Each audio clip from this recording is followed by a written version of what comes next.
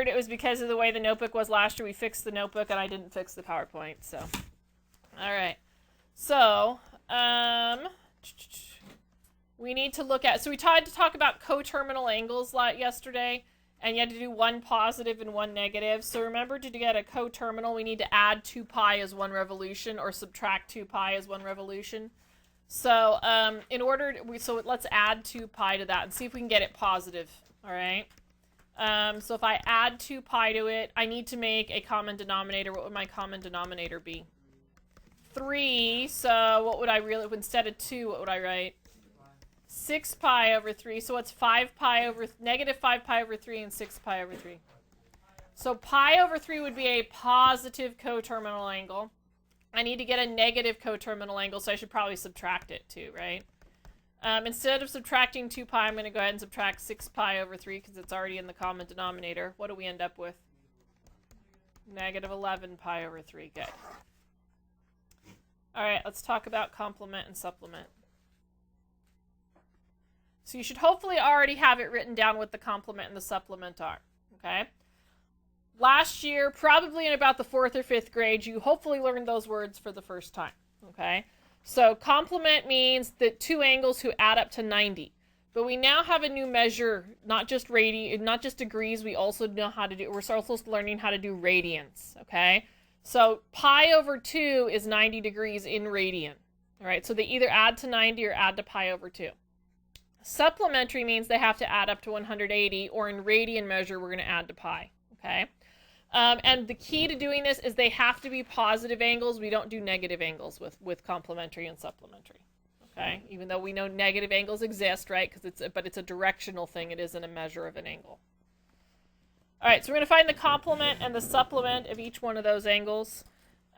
So I am going to, we have to subtract from pi over 2, right, to get the complement. So my complement is pi over 2 minus whatever the angle measure is. So I need a common denominator. What would my common denominator be? 10, good. I'd have to multiply this one by 5, so I get 5 pi over 2. What do I need to multiply this one by? 2, so 2 pi over 2. 2 times 2 pi is 4 pi, so what's my complementary angle? Pi over 10 would be my complementary angle. My supplementary angle, what am I supposed to subtract from? Pi, good. And I'm subtracting the 2 pi over 5. I'm going to not rewrite that. Can't I just write 5 over 5? All right, so 5 pi over 5 minus 2 pi over 5 is what? 3 pi over 5 would be the supplementary angle. Okay. Okay. So 4 pi over 5, the complementary angle, I'm going to do, what do I subtract from for my complementary angle? Pi over 2, and I'm going to subtract the 4 pi over 5, right? What's my common denominator again? 10. So I need to multiply this one by 5, so I get 5 pi over 10. And I need to multiply this one by... Okay, so there's a problem with this, right? Don't we get a negative angle? Really what we should be doing, and I should have said, was let's put absolute values around it. Okay? So if you get a negative... Because subtraction, it doesn't matter which way we do it. We can always just do the absolute value of it, and that'll get us the positive angle. All right, so we end up with negative 3 pi over 10, which absolute value of it would be 3 pi over 10. So it only should come out to be a positive answer on this. All right. Supplement. What am I going to subtract from for a supplementary angle? Pi. So pi minus 4 pi over 5 means I should. And what should I make this instead of 4 pi or instead of pi? 5 pi over 5. So what are we going to get when we subtract? Pi over 5. So we didn't have the absolute value issue on that one, right? So only when the first angle ends up being a little bit bigger, then we've got an absolute value issue. Okay. All right, we good with example 4? All right, degree. So gradient is one way to measure it, right? You already know about degrees. 1 degree, though, represents 1/360th of a circle. Okay? So one little sliver of a circle. And hopefully you already had that written in, right? Okay. So we need to determine which quadrant each angle lies in. Okay? And I did talk about quadrants the other day. Yeah, so we know quadrant 1, 2, 3, and 4. Okay. And we know that this is 90, this is 180, this is 270, and that's 360, right, in degrees. So if I thought about that to determine the quadrant, which quadrant is 274 going to land in? It's going to land in quadrant 4, right? Is there a lot of work that I'm going to be showing with that? No. Okay, we just need to, and it's important. This seems like really simple stuff, but it's really important that you understand this for us getting into what we're going to get into next, okay? That's why they're kind of doing these intro lessons here. All right, 153 is going to land in which quadrant? 2. Good. All right, now we've got to sketch angles in standard position, huh? So, sketching the angle in standard position, again, I'm going to go on to my quadrants here. I know that this is 90 degrees and this is 180 degrees, so which quadrant is 120 going to lie in? It's going to lie in 2, so I would draw here, and then I draw this little arc, right? And if I label it 120, then I know at least what you're talking about. It doesn't have to be perfectly in between. Okay. All right, let's think about B. B says negative 220, and hopefully what you learned yesterday is the negative is a directional thing. It means instead of going counterclockwise, it means we go clockwise first. So if I thought about it, instead of saying that this is 270, that's also like saying negative 90, negative 180, negative 270, and negative 360, right? If I go backwards around the quadrants. So where would negative 220 land? Which quadrant? It would land in 2 as well. Probably, let's see, closer to the 270 than the 180, right? So almost the same as the 120. But we're going to say, and then label it negative 220 degrees. What will happen on the test is you're going to pick from something multiple choice. It won't be labeled, but you'll have to figure out where it lands. Okay? All right. The next one here. We're going to determine 2 coterminal angles in degree measure, 1 positive and 1 negative for each angle. So instead of adding 2 pi, how many degrees is once around the circle? 360. So we're going to add and subtract 360. Okay, so, or at least that's where we're going to start. We might want to subtract first depending upon where we're at in the circle. So I'm going to add 360 to this one. What's 45 plus 360? How much? 405 degrees would be my positive. To get a negative, I probably need to subtract 360. So when I subtract 360, what do we get? Negative 315 degrees. Okay. All right. In this one here, it's already a big positive number, right? And I can see that it's bigger than 360. So I'm going to try subtracting because I want to do the least amount of work possible. So if I subtract 360, what do we get? 60. So I got a positive coterminal angle. If I want to get a negative coterminal angle, I'm going to take that 60 and subtract 360, and what do we end up with? Negative 300 would get us the negative coterminal angle. All right, this one is already negative. I need to get a negative one and a positive one. I'm going to start by adding. So I'm going to add 360. So what is 135 plus 360? 225. And then it got me a positive. So, and if I keep adding, I know I'm going to go positive. So I'm going to go ahead and subtract 360. And what do we end up with?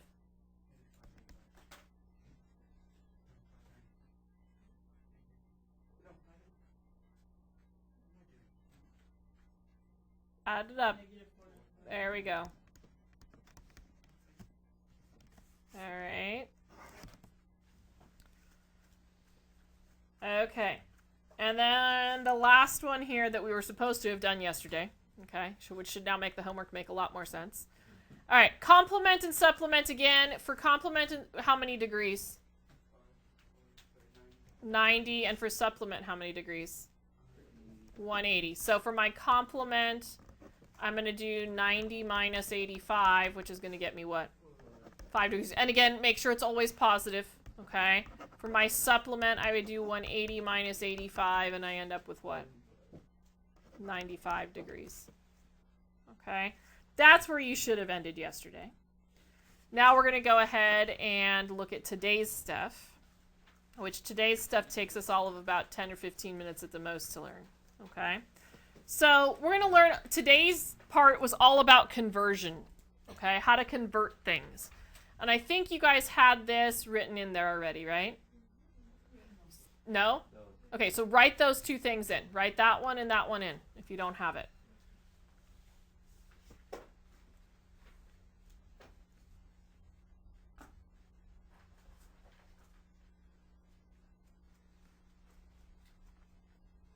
All right.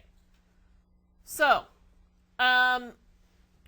there are more ways to measure. So if we're going to go to a decimal point, okay, and this comes up, you know how longitude and latitude are measured on the Earth? They measured in degrees, minutes, and seconds, okay? So we can have, there is a decimal point version of that, but we also have to be able to convert back. The reason I'm showing it to you, because normally I wouldn't, is once in a while throughout this chapter, they'll make an angle measure like this. And you want to be able to, in case I accidentally have assigned it, you want to be able to do the problem, so you just use your degrees, minutes, seconds to convert to degrees, or to decimal, okay? Or vice versa, all right? At least you'll know how to put it in. Okay, so a minute is 1/60th of 1 degree, okay? And a second is 1/3000 over 1 over 3,600 of a degree, okay? Use one little mark, one little apostrophe mark for a minute, and you use a double quote for a second, okay? We're going to put this in. This is the old calculator, okay? What I did do is you can, so somebody asked, how are we going to do this at home? There is a way to do this on the scientific calculator. I put a video up, okay? And I used the TI example. If you don't have a TI scientific, search YouTube and figure out how to put it into a scientific, okay? I did not do very good at finding, the one on the computer calculator did not go well. I also just put a degrees, minutes, second converter up too, but it did longitude and latitude because that's the application. All right, let's look at putting this in, okay? So first thing you got to do is let's check to make sure that we are in degrees, all right? Not that I think it has to be, but let's double check our calculator. So there's two ways to do it. You can go to the home button and go to settings. You can also just check your scratch pad. So if you look at this little, if you go to grab that little triangle on your scratch pad and you go to settings and status, hit document settings and make sure your angle measure is degree and hit make default. And then click OK. Okay. So make sure it's in degrees. I don't think it matters for this, but I'd rather be safe than sorry. All right. There are two ways to get degrees, minutes, and seconds, okay? One of them is you can start typing your number, and then if you come over here to this button where the pi is, do you see the degree symbol? Do you see the minute symbol? To get seconds, you can just use 2 minutes. Okay, you use that twice. But I think that's the longer and harder way to do it because you have to keep using that button. Okay? So the other way to do it is you grab the book. And it's probably already going to be kind of where you need it to be if you scroll this up to the top and you choose angle. And then if you scroll down a bit, hit degrees, minutes, seconds. So you hit the button, the book button, and then hit the number 2, find angle, and scroll down to degrees, minutes, seconds. Do you see how it came up? See how the degrees is dark, but the other two are grayed? So you don't necessarily have to have them, or you can skip over one of them and not have to have it, and that still works, okay? So for the degrees, we said 64, so I'm just going to type it in the way it looks. And then I'm going to do 32 minutes and 47 seconds. And hit enter. Oh, didn't get a decimal. How do I get a decimal? Control enter. So if it comes up as a fraction, hit control enter. And then at least 3 decimal places, right?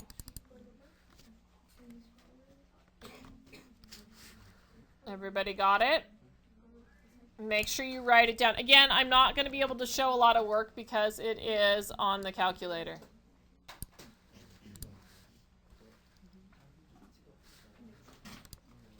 Give you a few more seconds. Control enter to get it into decimal.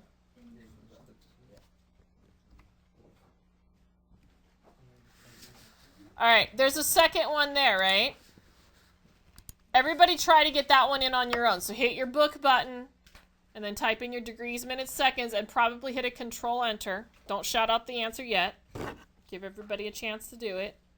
You will have to be able to do this on the next test. So make sure you know what you're doing because I can't help you when it comes time for the test.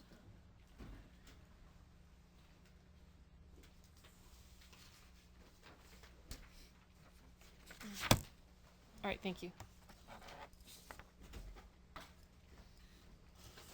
All right, we got it? Okay, let's take a, what'd you guys get? 25.229? All right, awesome. So this one we know is 25.229. It should always have that degree, should always be out in that decimal point, okay? It's just the back part of the decimal that we're really getting off of this, okay? All right, the next one I believe goes the other way. So now I have to go from decimal point to degrees, minutes, seconds. Okay, so the first thing you're going to do is type in your decimal point. So type in the 46.126. So 46.126. Am I doing the right one? 45, not 46. Apparently I didn't type anything anyways, so it didn't really matter. 45. I'm not in here, that's why. 45.126. All right, now what you're going to hit is you're going to go to your book button again. In that same area, you're going to scroll down a little bit more and hit, see where it says convert to DMS? That means DMS means degrees, minutes, seconds. And hit enter. And then see how it says the little triangle and DMS? Hit enter on for that. And there it is in degrees, minutes, and seconds. And you write it down.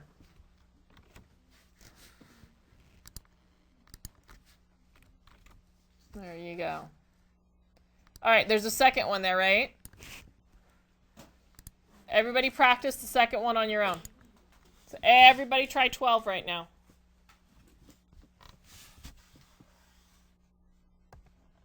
Make sure you write it down. Don't call out the answer yet.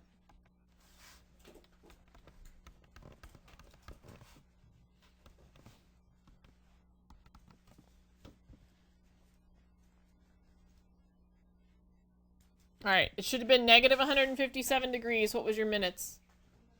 20, and your seconds? 42? Okay. Can we handle that? That's not too difficult? All right, had you written down these formulas? You should have, I think. Yeah, I thought those ones were part of it. All right, so write those down really quick if you didn't write them down.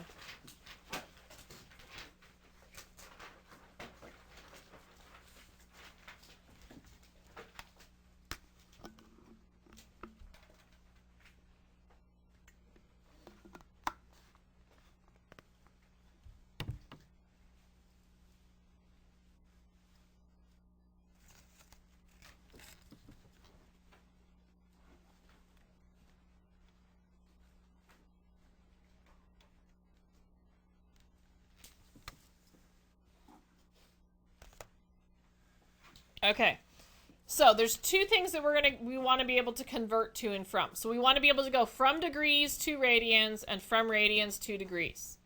If we're going to go from degrees to radians, we're trying to introduce a pi. Okay, into the measure. So when we try to introduce a pi, the pi goes on the top. Okay?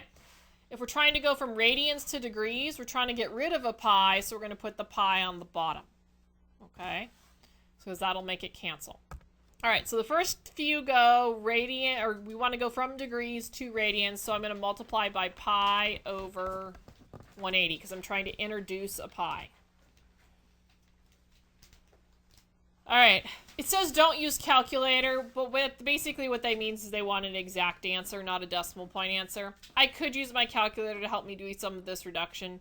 What goes into both 35 and 180? 5 for sure. Okay, so let's put 5 in. 5 goes into 135 how many times? You can use your calculator for that part. That's okay. 27. And into 180 how many times? 36. That's probably not all the way yet, though, right? 27 over 36. What else goes in there? 9 goes into here 3 times and into 36. 4 times, so 3 pi over 4. Maybe. Now the pen's going to act silly. Alright, let's try another one. Let's see if I can get the pen to come back here. Turn this off. Okay, there we go. All right, 540. So I want to introduce a pi. What do I have to multiply by if I'm going to introduce a pi? Pi over 180. Good. We like it when there's tens because don't these zeros just cross out?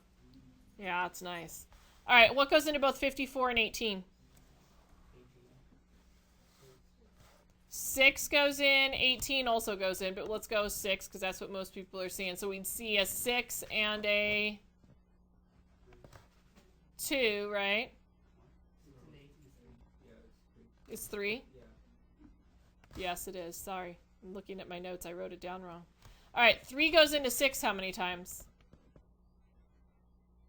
Twice. Something's wrong. We put a 9 into there. We were supposed to put 9 into 18, not 3 into 18. That's what's wrong. It was supposed to be 2. All right. So if we put 9 into 54, we get it 6 times, right? 9 into 18 twice. 6 goes in, or 2 goes into 6 3 times. So it should be 3 pi.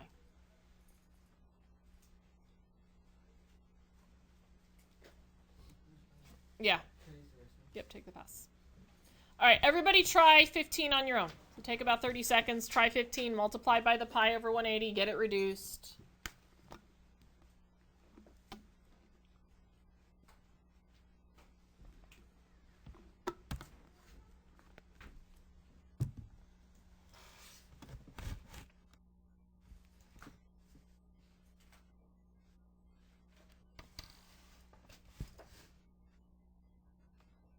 All right.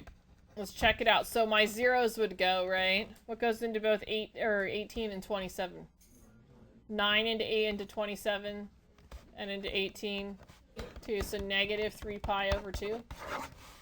Okay. All right, now we're going to go the other way. We've got pi's. We want to get rid of the pi's. Okay. So I'm going to multiply by what this time? 180 over pi, and the idea is to cancel the pi's, right? So the pi's are going to go...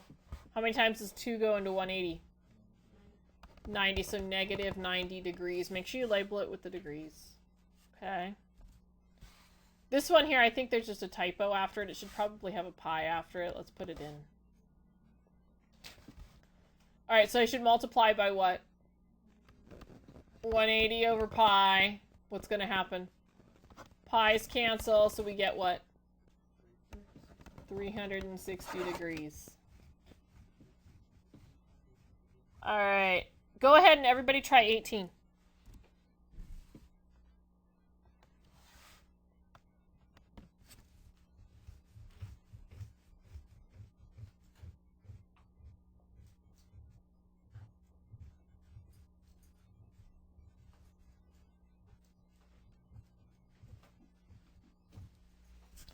All right. What'd you multiply by?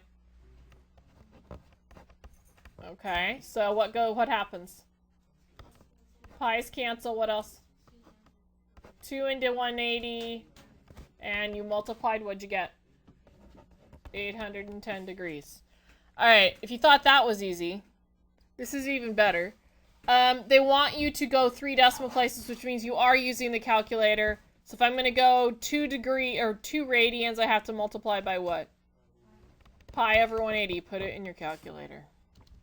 That's really what they want you to do. So we're going to go, it was 122, right?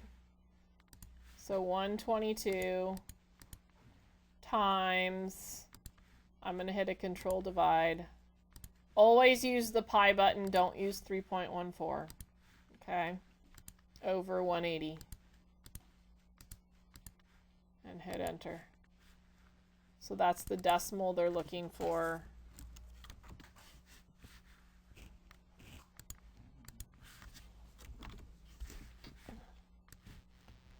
And you probably want to label it with the word, or at least RAD for radians. I got way more decimals than you guys probably did. Right? You could stop it at 1.29, right?